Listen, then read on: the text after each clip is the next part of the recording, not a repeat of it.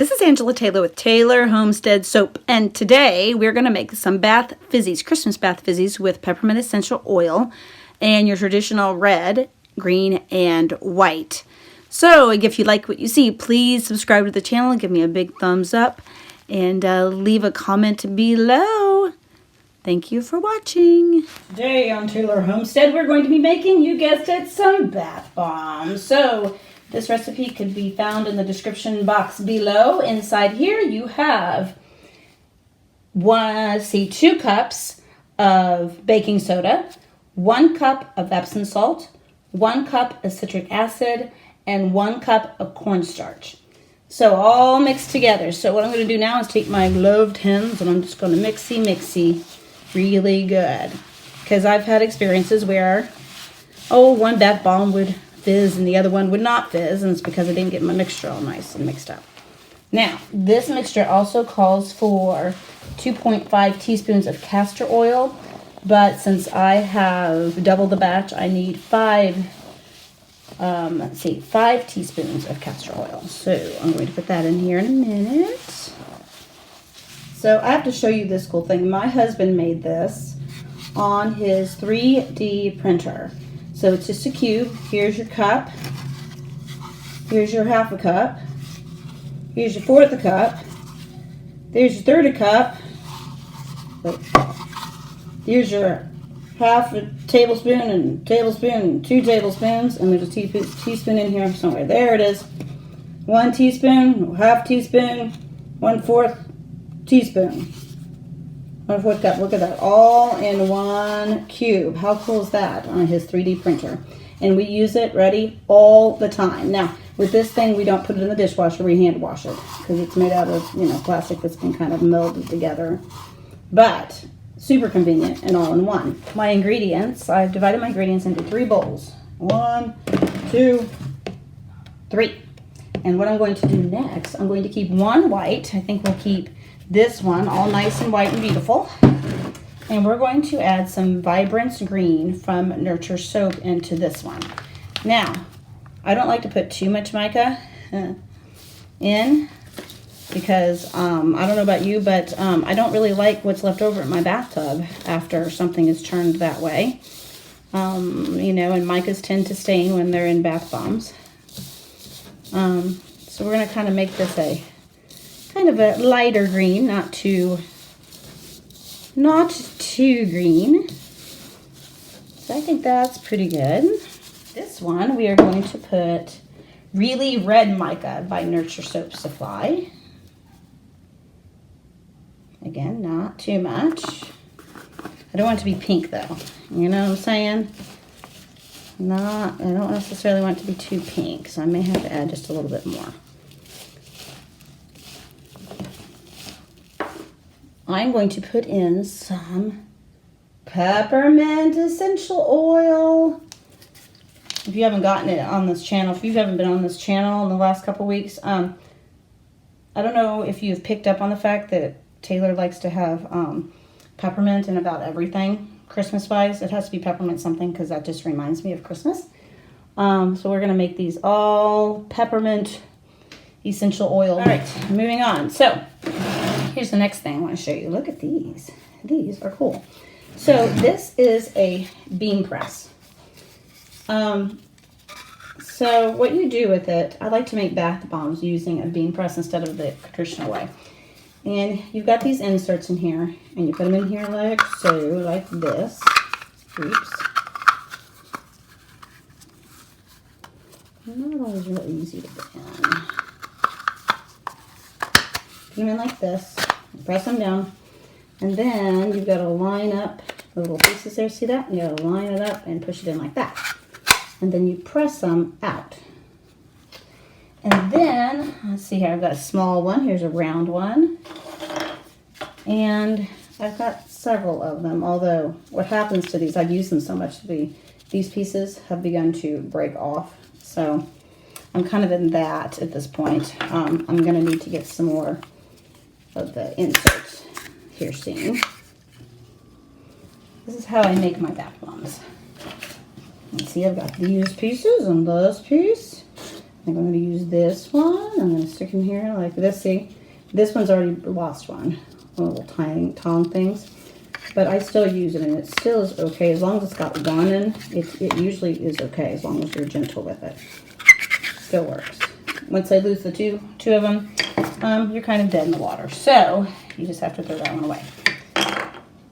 What I recommend is to spray this down with a sprayer instead of putting it into, and it's going to do a little bit of that.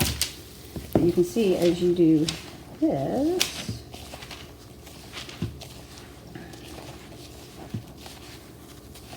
now, when I first started this, it took me a while to figure out, like, they kept saying in the instructions, you need to have a sand consistency. And I was like, sand consistency? There's all kinds of sand consistencies.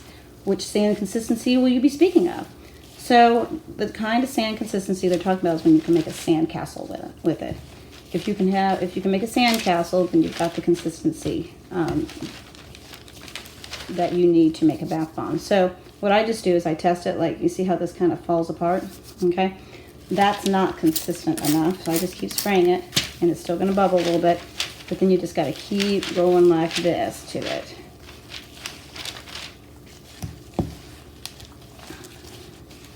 And then you can start seeing, oh, look, it's not too crumbly yet. Even if I drop it, it's not too crumbly.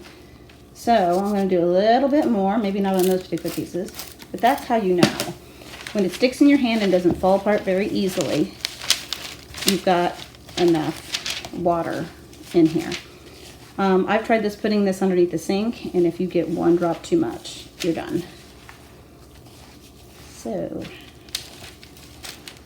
see how this rolls.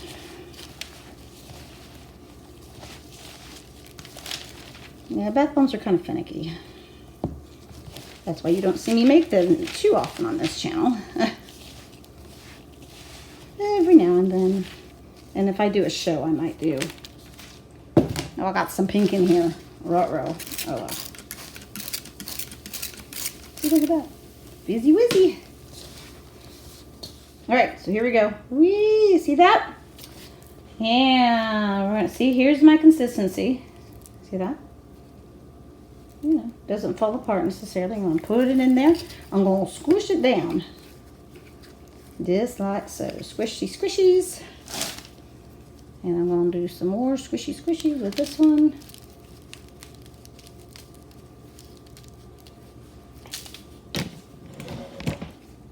There we go.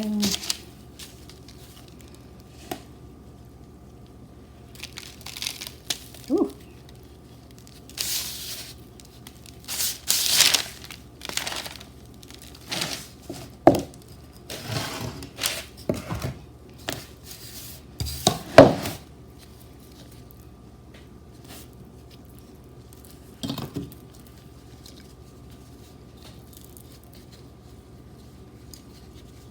Now ready? Watch this. You press on it. I'm pressing down on it like this. And I'm going to bring it up like so. Ooh. Ooh. How cute is that? And then they will harden as they continue. So, I'll make a green one now. Let's talk about my husband for a second. My husband is a teacher as well, works in a middle school. And the man, I think sometimes is he likes to cause pains to himself. I don't know, he seems to at times. Last year, he took on 4 classes. So, you know, if you don't know what that means exactly, when you're a high school teacher or middle school teacher, you teach, you know, generally 3 classes in a day. There are 4 classes total that the kids go to, and the teachers teach 3, you know, with like a 20-minute lunch in there someplace. Okay. So my husband he usually teaches debate and journalism as an elective teacher, but he's also certified in English. So, you know what the administration loves to do with him? Mr. Taylor, we have a teacher that's going to be out on maternity leave. Or on, you know, they've been hurt, or something dramatic has happened. Would you please take over this English class during during your planning period. So last year my husband did that and had no planning period at all and had extra work. Now, thankfully, the system did pay him a little extra to do all that, but not nearly enough because it was a lot more work than, than he thought it was going to be. So he did that last year for, I don't know, a whole quarter. So he's doing it again, yet we have another teacher that was out, that got hurt. No, I mean, I get it, but they're having trouble finding subs. And so what Adrian said he would do is he would take over. So he now has 4 classes with no preps all day long. So he teaches from the time he walks in, from the time he leaves, and has maybe 15, 20 minutes for lunch every day. So you can imagine what, the kind of impact on that has at home. He's just a little more grumpy. The poor guy's a little grumpy, and it's Christmas time, and, stress along with the Christmas, and, the holidays and all of that stuff, and he's having to teach and has no breaks during the school day. So, evidently he only has to go till the 23rd, and then he will, of January, and then he will be finished with, teaching. Bath fizzies. I am making bath fizzies. Mr. Mann's come into the picture here. What, does it smell good, Eli? Why does it smell like blueberries to me? Blueberries! Yeah, it smells like blueberries. Oh my goodness, your nose is broken.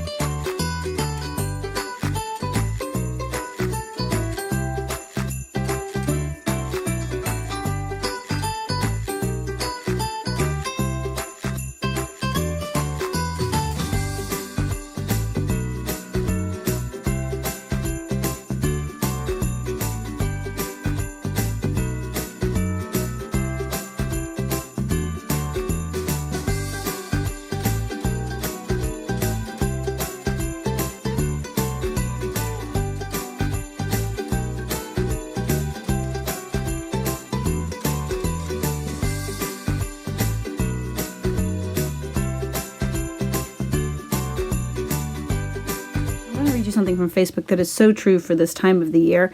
And so keep this in mind as you go through your week, right up until, Christmas and the holidays and all of that. It says you're going to come in contact with an awful lot of people who are at their absolute breaking point this week. Friends, family, coworkers, teachers, strangers in the grocery store, retail workers. While it may be the merriest time of the year for some, it may be the saddest, most stressful, loneliest, most heartbreaking for others. We're all busy. We're not too busy to be kind, caring, and patient.